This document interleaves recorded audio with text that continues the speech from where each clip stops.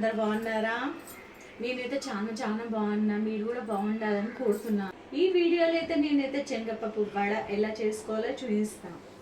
2 గ్లాసులు శనగపప్పు తీసుకున్నా, నానేద్దాం.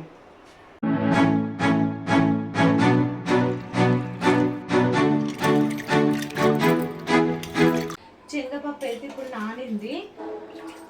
కచ్చపక్క మిక్సీ చేసుకుంటాం. 2 ఉల్లిగడ్డలు కూడా అందులో వేసుకోవాలి. టేస్ట్ చాలా బాగుంటుంది. శనగపప్పు వడలు చేసినప్పుడు మనకైతే పచ్చిమిరపకాయలు నోటి తలిగితే ఎలా బాగుంటుందో తెలుసా? అందు గురించి అయితే నేనైతే 10 పచ్చిమిరపకాయలు కట్ చేసిన అందులోకి. చూడండి నేనైతే ఎలా మిక్సీ పట్టినా. ఇట్లా కచ్చపక్కగా మిక్సీ పట్టుకోవాలి, కొన్ని పప్పులు ఉంటట్టు.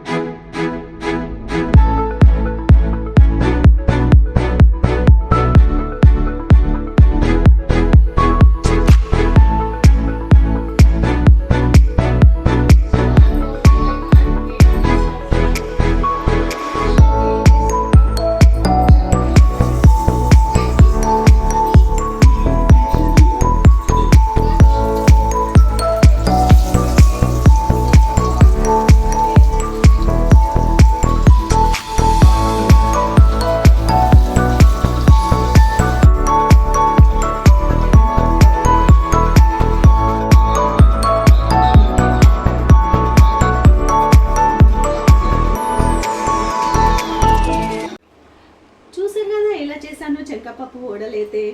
నేనైతే మీకైతే నచ్చుతుంది అనుకుంటున్నా. ప్లీజ్ నచ్చితే లైక్, షేర్, సబ్స్క్రైబ్, కామెంట్ కూడా చేయండి. ఓకే బాయ్, మళ్ళీ వీడియోలో కలుద్దాం.